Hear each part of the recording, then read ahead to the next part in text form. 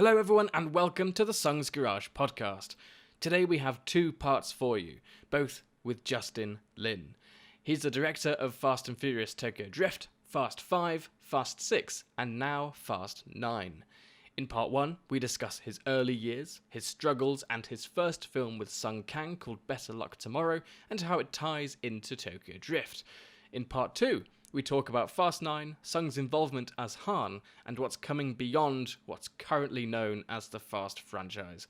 If you're into film, Fast and Furious, or just great conversations, you'll definitely want to listen to these. Enjoy. Where did the love for an obsession for filmmaking come from, Justin? Where did that come from? I didn't grow up wanting to make movies. I think part of it is that I didn't think it was even possible, and I think I was very fortunate in that, my being an immigrant, and I think my parents I was just old enough. I was 8 years old, and I saw that we had a pretty good life as a kid, and my parents sacrificed all that to move us to a place where, for sure, for them, their lives wasn't as good, and we went from, I would say, it felt like a middle upper class life in Taiwan, and then all of a sudden we moved to Anaheim, Brenna Park, and they have this fish and chips restaurant, and then they're getting, they're working 364 days a year, barely getting by, and and my brothers and I, we kind of went and worked side by side with them, and just seeing the crap that they had to deal with, not even just racism, but classism, and just shit like that. And, I very young, I kind of learned to appreciate what they were sacrificing. I think when I think back now, I think coming up in an Asian American family, there was not a lot of talking, and that's the one thing I'm learning with my son, is that, man, we got to talk more, but I think they really kind of demonstrate through action, and I think when I look back now, I'm so appreciative because their actions show me sacrifice and love and support, and the fact that, those are such like powerful feelings for an 8-year-old, especially when, you go into school, and to know that, like, very quickly you have nothing, the fact that when we shopped at Goodwill, as soon as you go to school, you're gonna get made fun of, like things like that. And I know it's a long about way to kind of try to answer, but it allowed me to, that kind of support allowed me to kind of just go and try the craziest shit, and I love that they never said, hey, you have to be a doctor or a lawyer or this or that. They're just like, go find what you love, and I remember, I was in 3rd grade, and it was tough. You're trying to learn English, but you're like, back then, me and my brother at the time, we were the only Asian students, and so you're like an alien to the rest of the school, and I wouldn't say it was rough, but the adjustment period was tough. But this idea of being an American, and like, wow, I can try anything, and I remember that summer, because they had to keep working, they didn't want us to just hang out at the restaurant. They took us to the Buena Park Boys Club, and there it was even scarier because, it was kids of all ages. I remember I saw like this kid show up with a gun, and you're like, holy shit, he has a gun, and but there was still like, there's great people there, and it was this one of the staffers, Coach Bob, I think he saw my brother and I, and we were just kind of lost, so he put us on the bench of the basketball team, and I know how to play, and he never got in the game, right? Like, we just watched, and I was like so fascinated with basketball, but never got to play except for the last game. It was a blowout, and he put me and my brother in, and I still remember so vividly, like, the ball inbounded to me. Oh no, it was inbounded to the other team, and the guy dribbled off his foot, and the ball just rolled to me, and I picked it up, and I look over, and the bench, everyone's screaming like shoot, and I threw it up, and it went in. And there's something about that shot, it just triggered this like sense of empowerment. And so when I went back to school that fall, it was like, I'm back in Orange County. Back then, it was like recess, everyone plays soccer. It was just soccer, soccer, soccer, right? And I remember going back in fourth grade, and I was like, forget it, man. Like, I want to be a basketball player. So I just grabbed the basketball out of that box, and I just went and shot by myself.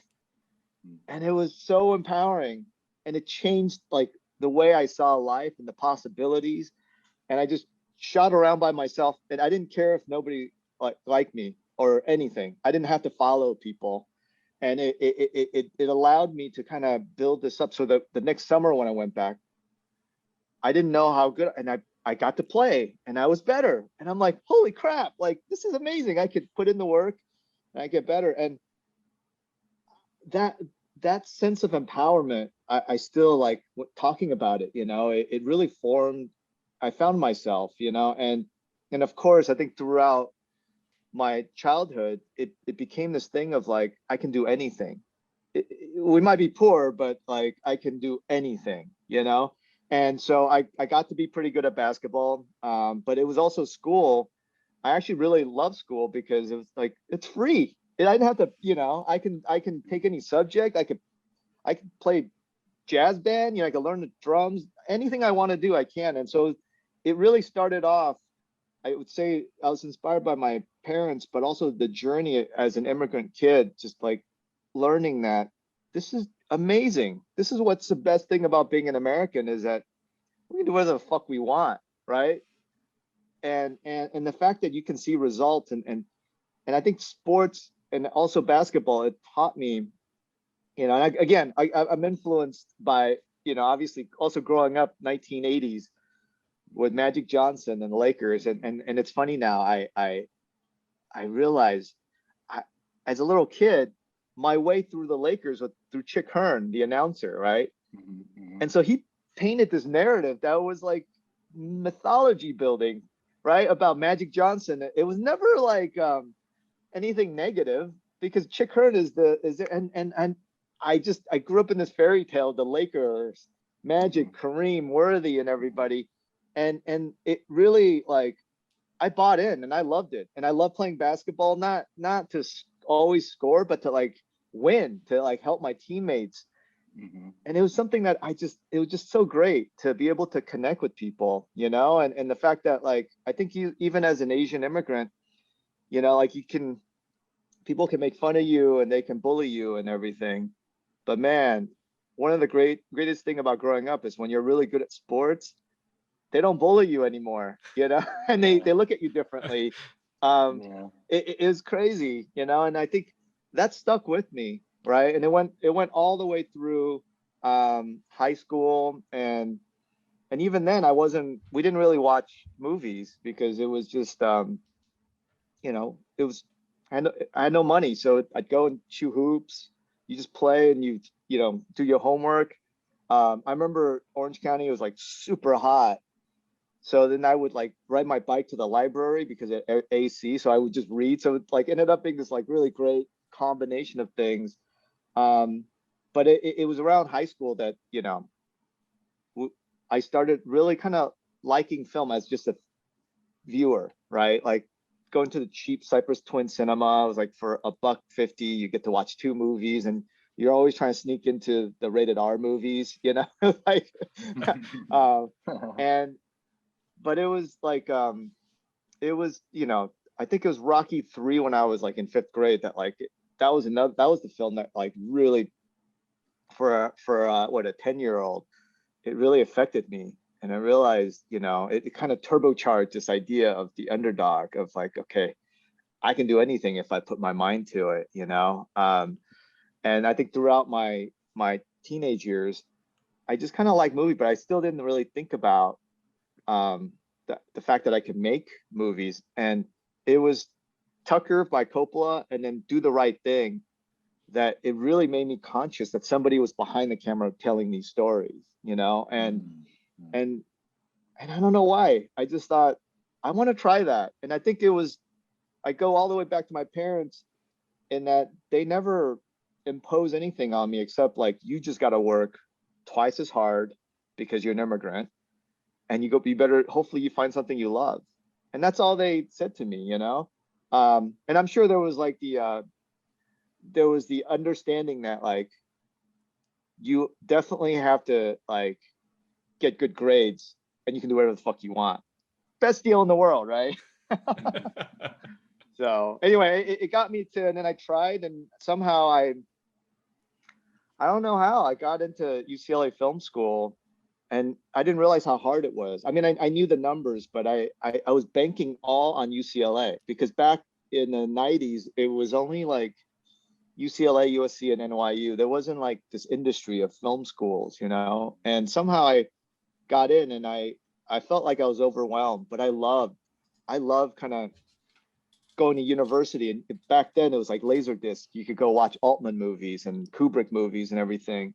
And the love of kind of the formal elements and just learning was great, but it was still felt like it was with it wasn't within reach, because film is not an equal art, right? Like it costs a lot of money. Even for, I remember my first movie was 10 minutes and it was $4,000, and I was working 3 jobs just trying to pay for it.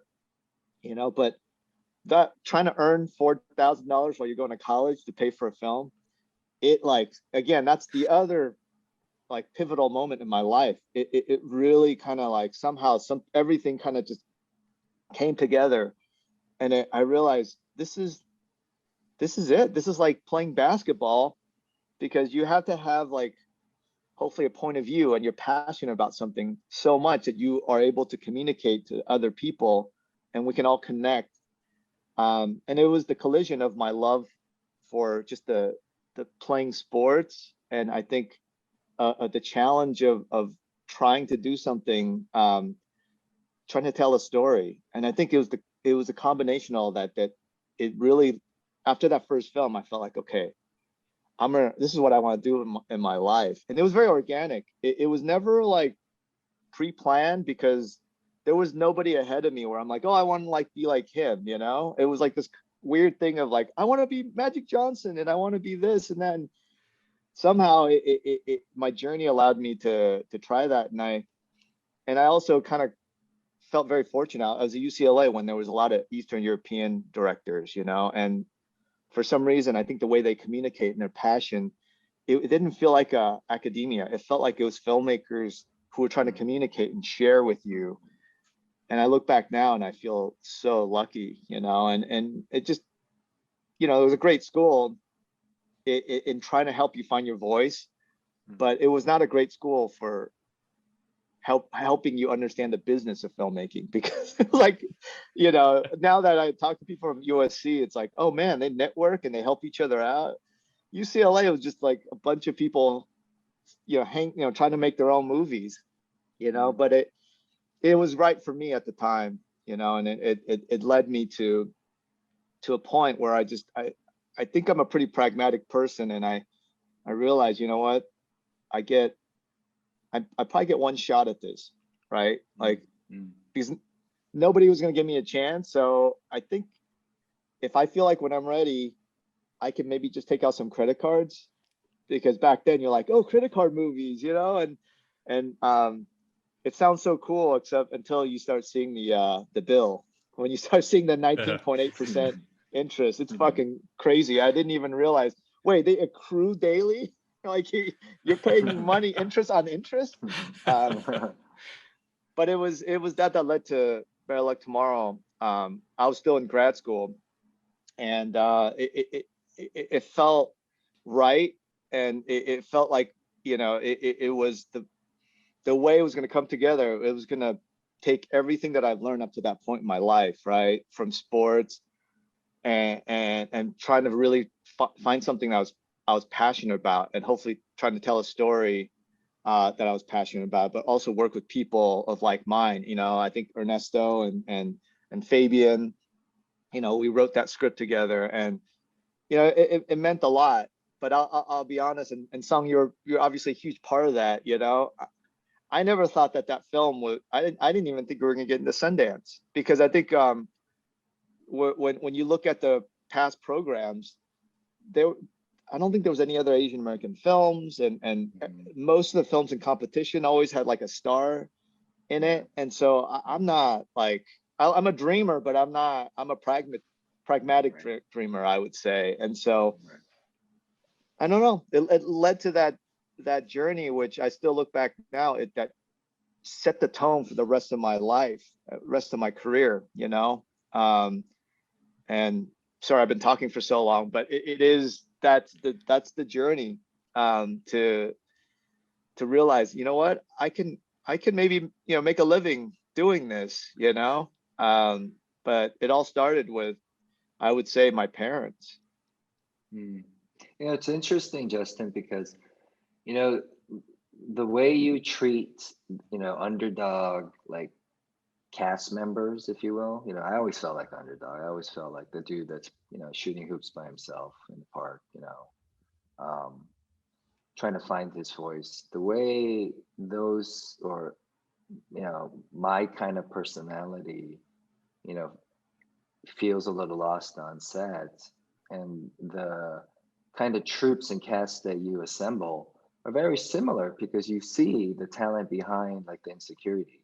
You see yourself, like, you go, okay, I see why they're kind of this way, and because you've been there, right? And so after a while, it feels very comfortable. Like, I don't have to explain myself to you why I behave a certain way, because, dude, I've been in the park by myself most of my life, just shooting, dreaming, you know what I mean? And then you get another dude that's like, you dream too? You dream alone? And then it's two people, three people. And then that's what Better Luck Tomorrow was this, like, assembly of, like, misfits together. But then it was led, like, by this Pat Riley type of momentum, and it's interesting when you talk about the 80s, Johnson and Worthy. That era, basketball was like a movie, man. It had the 3 act structure. So it was great. like sensational, and it was like villains, Bird and Johnson. So now I kind of go, oh, I see his story making. It's very like that, it's very like Greek. It's like two normal people coming together, but then at the end they unite, they're brothers, right? And I'm like, oh, there's a theme here. It's interesting, huh? Yeah, Pretty no, I cool. think I'm glad there was no internet in the 80s, right? Because now you go on and it's like everybody's got an opinion. But it was really cool to not have all that noise, and just, I remember just sitting listening, because we didn't have cable. So home games, you're listening to Chick Hearn on the radio, right? And he's painting this picture, and I was the crazy kid that I would call him, like, pregame show, postgame show, just to talk to Chick Hearn and everything. But that really did, that the way he told that story of the Lakers, I still remember he talked about Elgin Baylor and Jerry West, and I just loved it. It was perfect for a kid growing up, and it's amazing. I remember doing press for Star Trek too, and, like, I didn't even watch Star Wars, like that. Going to the movies was like such a big deal that, like, every kid was Star Wars this and Millennium Falcon that, but the thing that was great about Star Trek was that it was free. It was on TV at 11 p.m. and I watched it with my dad, like, from 8 to 18, and I think those things all affected me. And you're right. So I think it's funny that we're sitting here talking 2021, and people be like, wait, you're the only Asian kid in, in Orange County school? Things changed a lot, I think even when we're starting off 2001, when we're making Better Luck Tomorrow, it was such a different time. Access, there was no digital cameras, and it was just starting to come back then, but, like, opportunities just was not available, and seeing it now, where I'll sitting in an audition, I see Asian American actors or actresses coming in, and I love that, the sense of empowerment. A lot of them come in and they're like, I expect to be the lead. And a lot of times, starting off, I don't think we even had the confidence because we're being told. Dude, Justin, dude, our last conversation a few years ago was when the last fast we did together was six, seven, Six, six, six. six, Yeah, right? yeah, I remember you were telling me the identical story, but in a different perspective because you were like, man, I know where I'm trying to see as many Asian American characters, or Asian characters, but they have this timidness. It's like they feel like this is their only shot. There's like no sense of empowerment. And the fact that you're saying this now, 2021, dude, that's crazy, man. Because I was not aware of it. I was like, if it's that means that we made a big jump from where we were when we did Fast Six, huh? yeah. I Huge. mean, I would say even from Tokyo Drift, I think I look. A lot of times, I feel like access is so important. Perspective is important, right? Like, um, you can sit in a classroom and you can talk about stuff, and they're just theories. You don't know until you actually go. I mean, I know I've used this story before, but like I remember sitting in film school, and there's like everybody's like a film snob, and it's usually like this conversation, and people are like, yeah, I wouldn't do Mighty Duck 6, and you're like, fuck you, man. Like, did someone offer you Mighty Duck 6? Like, why are you being Yeah. such a like condescending prick? Like, Yeah. it's not ever easy to tell a story then go make a movie. And so I've always felt like, the journey that I took, hopefully, the perspective I have, I don't ever lose. And one of the things I think being Asian American is that you realize just when you think you make it, you get in that room and you get to look around, and then you're going to see a door. And if you're lucky enough, you earn to go through that door, and you can look around, and then there's another door, right? Mhm. And Mhm. and one of the big things was that Tokyo Drift, it was huge in that when I signed on, I said, hey, I just want to see colorblind casting. And this is like, this was not the conversation they had back in 2005. They're just like, okay, if you're doing a movie, why would you even audition, people who are not white? Because in their mind, it's not, I don't think it's even like racism or anything. It's just like, that's the way things are Right. done. Right. And I've always felt like, well, why don't we, I think when I first approached it, it was more like, well, why, I just want to see, I just want to create an opportunity and see if people can really kind of come in and blow us away. And to the studio's credit, they were like, oh, sure. Like once I said, that's what I want, they're like, okay, fine. If you want to do the extra work, go for it. But what I learned from that was that, especially with a lot of the Asian American actors, I remember when they first came in, you see the white actors that come in, and it's like 4 scenes off book. They're going for it. They're like, I'm going to be the lead. And a lot of the Asian Americans coming in, they're still looking at their script. And I remember I would Mm. stop them and I said, hey, man, like, you should be off book. This is for a Mm. lead for a big movie. And I realized very early on that they were just used to going in for one-liners. And so I realized that experience is to be able to kind of share, hopefully, with the community or with the actors to say, if you come in with that kind of mindset, you're never going to get it. And even back then, even if you don't get the role, but you're amazing, people tend to remember you, and that's how we can make change. And but it is great now to see that, like, I go in auditions, and just people coming in and just having this sense of empowerment that I feel like in our generation, it was something that we struggle with and we're trying to break through. So that has been one of the kind of positives, I think. You know, Yeah. um, Yeah. I mean, the next level is that, I was joking with, I forgot who was joking with, is that, it's almost like the next level is to see an Asian American asshole, and you're like, yeah, we earned it. We earned it. I mean, I hate it, but you're like, God, man, if other people could be assholes, people in our community, I guess, could be an asshole too. So Yeah. Yeah. True. True. Yeah. What was Yeah. Sung like when you first started working with him? Oh man, I look back now. It was first I got to go with the audition, right? Like Sung came in late. I mean, I had already. It was crazy because we went through this. It was weird because when you're doing a credit card movie, it's not like there's a deadline, Yeah. right? But for some reason, I think it's maybe because I had quit my job, and I think Fabian had quit his job, and people had started quitting their jobs that were like, we gotta go make this movie because we're gonna run out of money very quickly, right? And so we went through this audition process, and I have to say it was always a test. Everything's always a test, right? Because you know, first things first, you start seeing like this weird ego thing, right? Because we're a credit card movie and we were making an Asian American film. You would think that everybody would be like, oh great, let's go tackle this.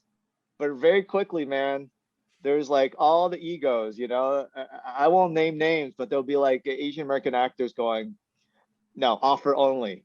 And you're like, well, I need to know if we, it's like, but it for me, it was clear. If they're gonna have an attitude, fuck them. Like, Hmm. like we get one shot at this. We're gonna try to build this with the right people.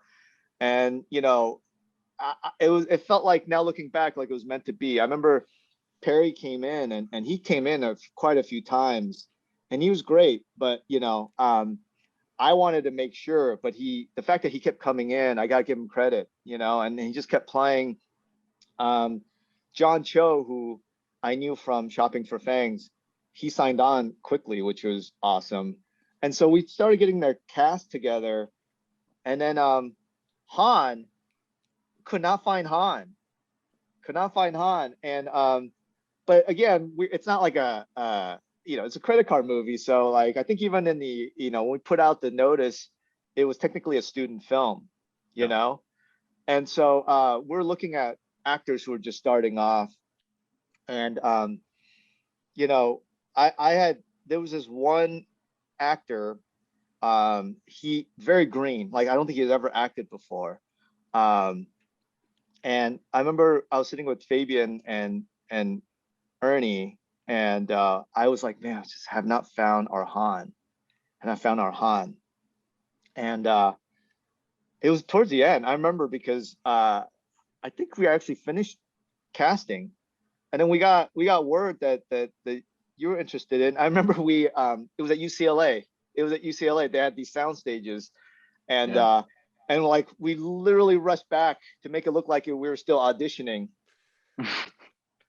And then Sung showed up and he blew us away, And but it was like it was over. I don't even know how you came in, Sung. Like it was amazing. And I think you Chris came in Chan and well, Lee. Chris Chan Lee called me and told me wow. that yeah, he was like, hey, you got to go meet Justin. And I was like, who's Justin? He goes, you guys did some project together, like some Yeah. short thing. And he goes, yeah, man, you got to go and work with him. And he goes, I read the script and, this is going to be his thing. And I was like, dude, I worked with you. I worked with Chris on this movie in Staten Island with some other Asian American director, and they never finished it. The dude like disappeared with the money. And I was like, dude, I don't know if I can do that again. I was like, what if Justin turns out to be another dude that disappears like in the middle of the shoot? Like, I don't know about these Asian people. And he goes, and Chris was like, no, man, like Justin is the real deal, and you guys are gonna get along for some, because Wow. Chris is not, yeah, Chris is not a sports guy, and somehow he knew like you and I would get along, So Wow. yeah, Man, this is like I've known Chris for years, and yeah, it is amazing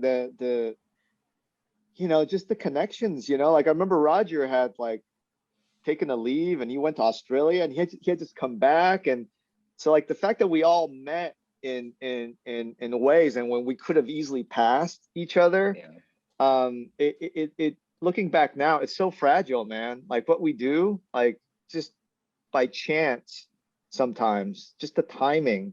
yeah. And I don't think I ever knew it was Chris that sent you. And I just remember getting a call and or something. And I just remember us now it's so many years later. us just running in, and I was like signing up, trying to get a sound stage just to make it look like we were a professional production, you know? And I've always thought it was good to audition in a sound stage so we look like a professional film. And it was only for Sung. And I think like Ernie's running out and Fabian is putting on signing sheet, you know, just to make it look like you weren't the only one coming in. Well, you guys did a great job because I was like blown away. I was like, wow, we're auditioning in a sound stage. They must be legit.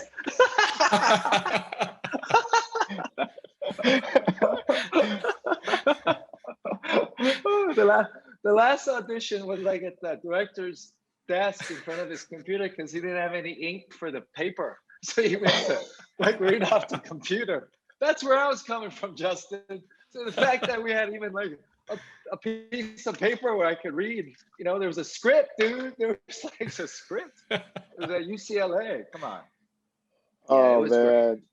Yeah. I mean, yeah, Oh. Chris, I think Chris called me twice. You know, he was like always going, yeah, you know, Justin's, you know, he's like, you got to work with him. You know, he's like, he just kept pushing and pushing.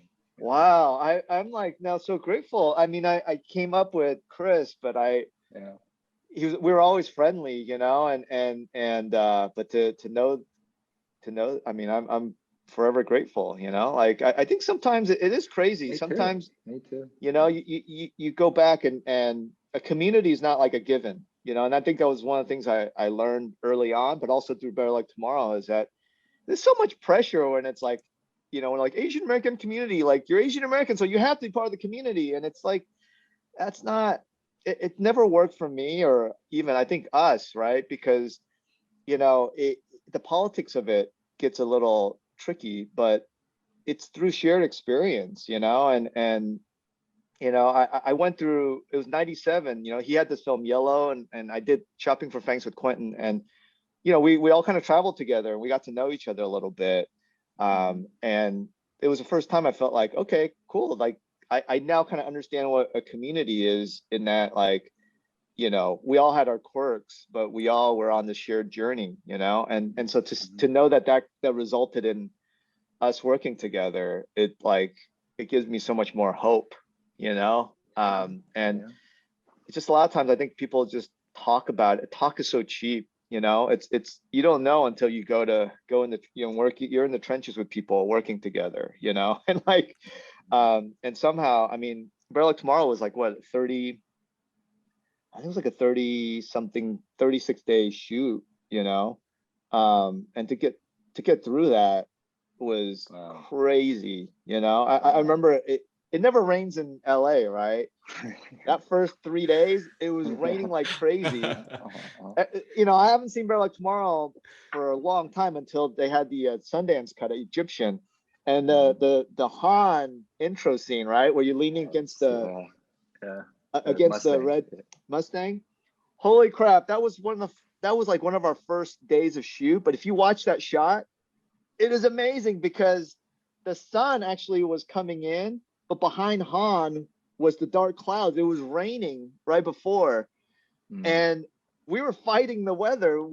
That's one of the perks of shooting in LA is that you never have to fight the weather, but it looked beautiful. So it like sometimes it just it to me it's such a it's kind of a symbol of our journey. You know, you struggle and sometimes you just get the most amazing shot with the best lighting because you're struggling and you just don't give up and you get that shot. And it's like, it's amazing sitting here talking to you now because that shot is the first time we see Han, you know, that's the intro of Han to the world. So, oh man. You know why that shot like always like hits me, Justin, is because when we shot that in the parking lot of that church, like we were outside. Like it was a supermarket. It was like a block away from where I grew up, and it became a Korean church. That's how much the neighborhood changed. It went from us being the only Asian American to a huge church. And they let us shoot in that parking lot. And sorry, Sam. And then after that day, the investors pulled out. And then you and I played basketball, and you were telling me, "Hey, son, I'll give you. There's a cool shot. I'm gonna give it to you on tape because the investors pulled out. I don't know if we're gonna be able to make this movie. It was that day. It was I remember everything was like gonna fall apart after that day, after that church day. Like we went and you were Yeah, I don't even freaking out remember. at, yeah, dude. I remember it when we finished that, it was like the next, it was just done.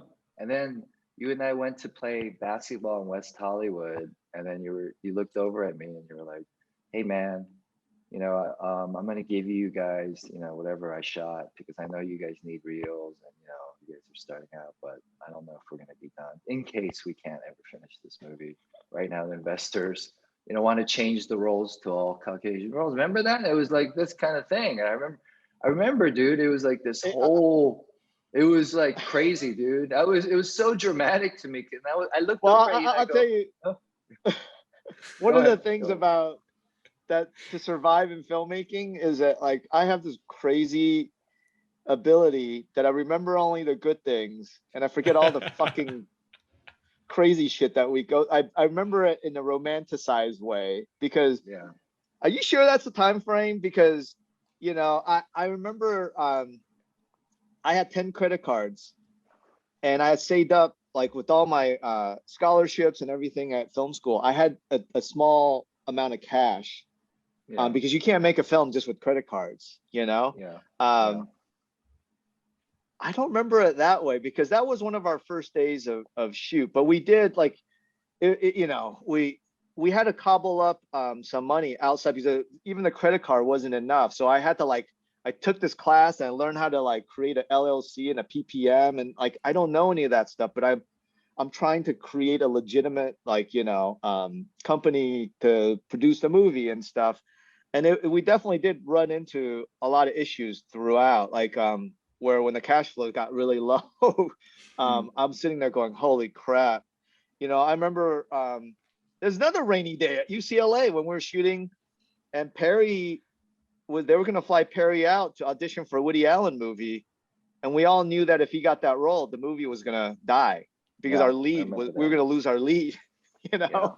Um, yeah, and it was really odd because, you know, we were shooting and obviously like back, you know, especially even thinking back now, you're like, holy crap, Woody Allen, he's going to get a face to face with Woody Allen, someone of that caliber, especially back then, you know, and then to know that like our movie could die if he gets that role, you know. yeah, There are a lot of kind of potential heartbreaks, but I remember many like, you know, times when we go shoot hoops where I was like telling you, well, at least we got some good shots and you look yeah, great. So I can cut that yeah, together for you because the yeah, movie probably won't, you know, I think in my mind, it was never an issue of finishing. Like I think in my heart, I always felt like somehow we were going to finish the movie. It might take 3 years.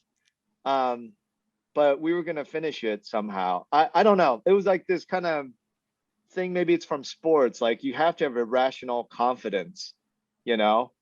yeah. But I also like, I try to balance that with like very pragmatic realism, you know, and things. And I think Sung, you know, we became very good friends very, very quickly. I think part of it is that we can shoot hoops together. So, um, Yeah. yeah, Oh, I you know remember what? You're during the, right. yeah, You're right. That's not the timeline. The basketball tape timeline was after we finished the movie. It was before Sundance, and you had to educate me on what Sundance was. You were like, "Hey, Sung, we submitted to Sundance. We're, you know, this and this," and I was like, "What is all of that?" And you were like, "Well, you know, the movie has to get distribution." And I was totally ignorant. I was like, "The world just doesn't go see the movie, right?" And you're like, "We have to go and sell this, and it has to get into something, right?" And then that's when you were like, "I'll cut something together and give you a tape because there's some cool shots for you guys in case nothing happens to this movie." And then it was during the pager era and it was around Thanksgiving. And I remember I was driving on Larchmont and I get a page from you. And then I pull over and I call and you were like, "We got into Sundance." And I was like, "That's great, man. What is that?" And you're like, "It's the festival." And I go, "What do we do there?" And you're like, "You go and, you know, we got to promote the movie." And I was like, "For what?" And then you had to literally like dissect, like, this is a business. And then we went on that Better Luck to Tomorrow journey. So that was the timeline. So sorry. yeah, that's Yeah. right. You know, it's crazy. I got to give when you talk about investors, obviously I was trying to raise money and I didn't know anybody. And I think the crazy thing about our business is anybody could come in and say they're a producer, and just the kind of absurd meetings that I would go into, and I didn't know any better, right? Like, and I've learned a lot. I learned so much on trying to stand your ground and not get pushed around, you know. But I mean, I have to point out, man, like one of the angels, obviously MC Hammer, people like really kind of like that's become like lore.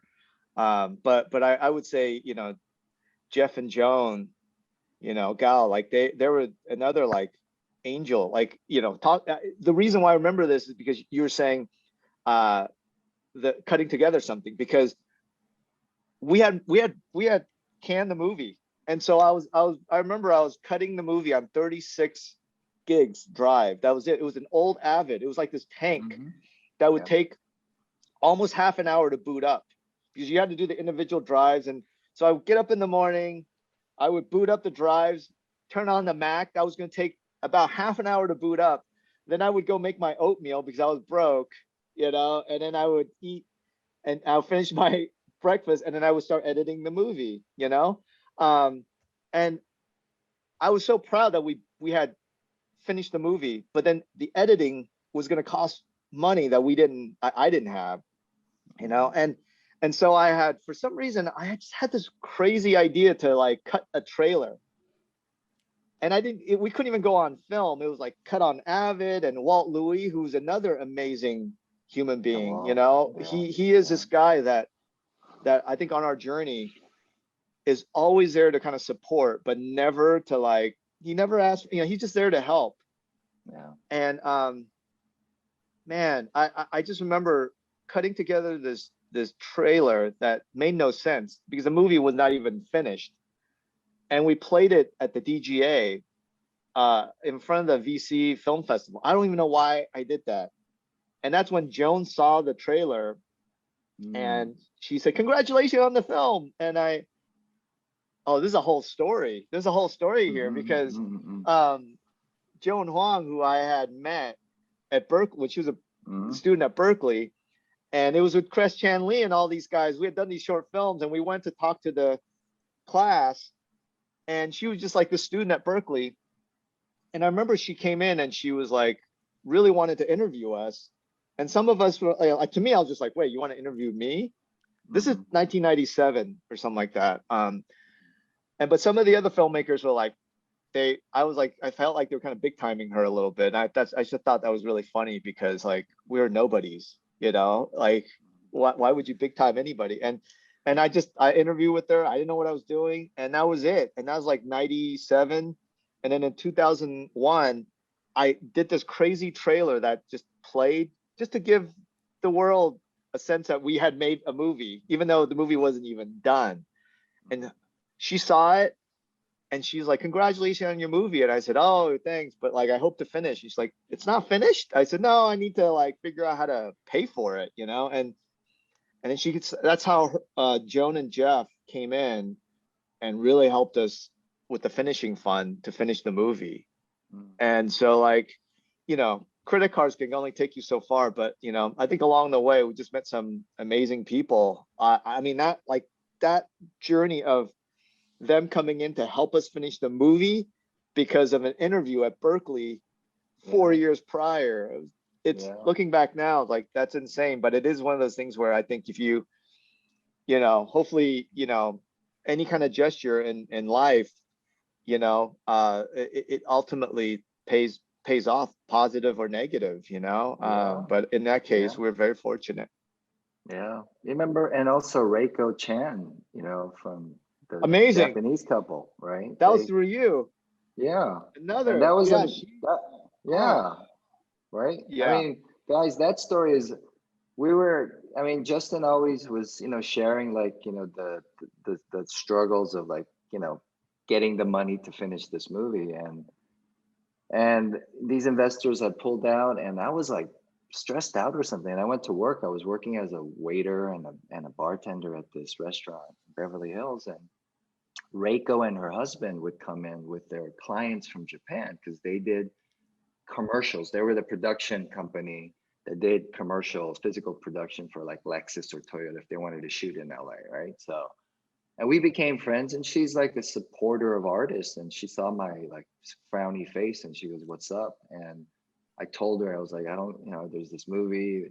I feel like this is it. This is like, the chance for like real opportunity. And she goes, "Can I read the script? And then can I meet you?" And then we went in, and then she wrote us a check, right? Like she wrote us a, like she was like, I'm so no glad. questions asked, right? I'm so glad we're doing this, guys. And I'm sorry if we're just talking about Bear Like Tomorrow, but holy shit, I think sometimes, through time, the narrative kind of hardens, and it's like, oh, it's a credit card movie, MC Hammer, but there's so many people along the way, And I think Reiko I still remember, I think trying to raise money. One of the things I learned, and this is one of the biggest lessons any young filmmaker, I would say, is that when you believe in something, believe in yourself, right? Bet on yourself. Because there's a lot of people who are trying to strip you away and trying to make you compromise. And you just don't know sometimes, right? Like whether it's, early on, people saying, hey, just change all the characters to white and you can, we'll give you $1 million. And I mean, that sounded like, wait, if all I had to change all the characters to white, those are pivotal moments in any kind of journey, right? And one of the things I learned is that, man, growing up, I think being working class and maybe Asian American, I didn't know anything. And it's like you start meeting people, and when they think they have leverage, they're going to fuck with you and they're going to fuck with you, right? I remember sitting down with these investors, and they were, they were going to maybe invest, I think 50 grand or something. And I was so excited. That's so much money. And or maybe it was 25 grand. But it was like 3 months. They would just fuck with me. They're like, hey, can you write an essay on why? And I was like, writing an essay on why this is a great movie. Fucking they just made me jump through a hoop. And then I still remember we met at this coffee house on Sunset. And I was like, okay, they're gonna give me the check. And they sat down, they're like, yeah, we're not gonna invest in your movie. And I remember my heart was broken, and I was driving back home on Sunset to go on the 101, and I was so hungry. I stopped at that Arby's on Sunset. It's still there, and it had a payphone. And I remember I grabbed that payphone and I called them and I said, I just fucking lost my shit. And I was like, fuck you guys. I'm gonna make this movie. It's gonna, blah blah blah. I just went off, and then I hung up, got my roast beef sandwich, enjoyed it, and then went home. By the time I got home to Beverlywood, there was a message. They had gotten my message and they called back and they said, no, we want to invest. And that was the first time I learned the power of believing in yourself. Because if you let people push you around, they're going to keep pushing you around. And, that's just an example of something that turned out, I think, positive at the end. But for every story like that, there were so many, stories of people just exploiting and pushing you and treating you like shit, and but I think through that journey, I slowly was able to learn that, what, why am I doing this? Do I want people to treat me like this? And then once I was able to kind of like really earn some self-confidence and respect, we started building our team. That changed the energy. And then slowly we started shifting. And then it was like, through Sung meeting Reiko, or is it through Joan and Jeff and, MC Ham, all this like positivity like happened, because I don't know, it's just like, I felt like we were building it, and we were doing it for our own reason, and we weren't going to compromise. And through that energy, we started meeting other people of like mind, And so I'm just glad we're able to talk about it, because again, I think sometimes things kind of harden into its own narrative. And I think there are so many angels, on that journey that deserve credit. And I'm glad we're able to at least be able to, at least for us, to even kind of share some of those stories.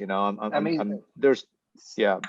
Speaking of angels, Justin, though, I mean, we know Hammer, but people do not know the Hammer story, especially Alex. Like you gotta tell the Hammer story. Okay. Like, come on, MC Hammer. You know, come on, it's MC Hammer. Like, you know. Yeah, I did pick that up and think I'm definitely gonna have to ask about that. Yeah. Well, this goes back to, I was working at this museum. I think it was 98. I was doing a lot of kind of their media installments and documentaries, and this is when like digital cameras are starting to come out. And so I decided I was going to go to NAB, which is like this convention in Vegas, you know, and I was going to check it out. And so I drove out there by myself, and I was checking out. And back then it was only like really 3 cameras. There was like the Canon, a Sony VX1000, and there was like, I forget, there was a 3rd camera. And I was walking around the convention floor, and then I remember this guy, I still remember, there's like this vendor, he looks over and there's NC Hammer coming by, and goes, "Oh, hey, Hammer." And by him doing that, Hammer came over and said, "Hey, how's it going?" And he was the nicest guy. And he goes, "Hey, do you know anything about these digital video cameras?" And I had just looked at them and I said, "Oh, well, I just looked at it, you know, and here's what I thought." And I gave him my opinion. And Hammer was like, "Oh, that's cool. Like, what do you do?" And I said, "Well, I hope to be a filmmaker one day." And he goes, "Cool." And he gave me his phone number. This is 1998, right? And I'm just like, I was sitting there going, I have MC Hammer's phone number. That's all. This is the greatest thing in the world, right? And I just had it with me. That was it. And then Hammer said, "Call me if you ever want to do it." You know, like, he was just super friendly. And I knew that that was just a nice gesture. And that's the greatest story probably up to that point of meeting a celebrity and just like positivity, you know. And cut to 2001. And this is like, I know we're jumping all over the place, but this was just me, we used up all our credit card money, all my cash reserve, and even our like small investor pot was like, oh no, this was not even used up. This is when I was doing an LLC. So when you do an LLC, you have to like have a you know, you have to have a date of fundraising. And if you don't raise to the minimum, the money all goes back to the investors. And so I had raised not to the minimum, and the date was coming, and I was like, holy crap, I have no more money. I don't know how to get more investors. And if we hit that date, every dollar that I raise, I have to give back. So I was like so stressed out, and I'm thinking like, is there like, you know, people, and of course, like I had no more options. And I just remember thinking, I looked at the MC Hammer phone. I said, well, I have nothing to lose. And this is like 3 years later. I called the number, and MC Hammer answers, and I was like, hey, I you know, I don't know if you remember me. And he was so friendly, and he's like, I know I know for sure he didn't remember me, but I think as we were talking, he was engaged, and he was asking, and I think we connected on my passion for the film. And he ultimately, like, he was like, how much you need? And I told him, and he wired it to me the next day. And it was like the day of the deadline, and it saved everything, because if I didn't get that money, I was going to lose every investment dollar. Technically, I had to give it all back. And so he saved the project, you know, and he never asked for anything. It was just like, that gesture to me was everything, you know. But yeah, that's the MC Hammer story. I mean, I look back now, and it's like, holy crap. It was 3 years, and just running into him in Vegas and talking about digital cameras. And yeah, it definitely, you know, it took a lot of angels for us to even finish that film. Yeah, I mean, for the fans out there, that's why in Tokyo Drift, there's Hammer in the billboards and on the streets, right? Yeah, that was. Oh, damn. Yeah, if you watch Tokyo Drift, you know, I think, you know, a lot of times when we do these movies, you got to clear everything, you know. And I just thought, I want to live in a world where MC Hammer is promote, is endorsing all these products in Tokyo. So if you watch closely, he's selling like, when Han is drifting with Sean, he's selling, I think, like a camera on the billboard. And then when on the subway going up, Sean's going up, you see MC Hammer selling. It's like we have all these MC Hammer billboards all over Tokyo Drift. So that was So a little awesome. thank you to him. And it was a tribute to just what an amazing person he is. Yeah. And also you can see him in his acting debut and as Roy Thunder in Justin's film that we did, right? Finishing the Yeah, game. finishing the He's game. Roy He's Thunder, amazing. the agent for the color. Yeah. That was another phase, It was like that film was great. It was just, I think after Bear Like Tomorrow, it was actually Bear Like Tomorrow, Annapolis, Tokyo Drift. We did this like another kind of like no budget mockumentary, and it was just about just trying to work with people we love, and we were just gonna have fun. And we were very fortunate. I look back now, that's kind of like the one project no one really ever talks about anymore, but it was just a labor of love. It was just us getting together, wanting to have a good time and make something for ourselves, It's funny when you look at finishing the game. I think it was all like looking back now, it's almost therapy for our Bear Like Tomorrow experience, being, people of color and our journey and kind of dealing with it. So yeah, that was a great time. Yeah. I mean, you used a lot of set stuff from Tokyo Drift on finishing the game. I remember I was like, Oh, I'll tell you, I right? got caught because I didn't know that, like, doing Tokyo Drift, I don't even know if I should be sharing this. Like, this could be problematic, but fuck it. Statute of limitations. Statute of Okay, limitations. yeah. Fuck it.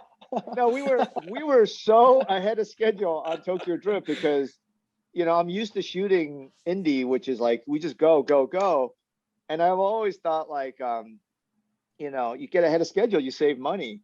But as I find out in studio filmmaking, that's not really always the case. Like you it's a commitment to shoot the schedule that you signed off on, right?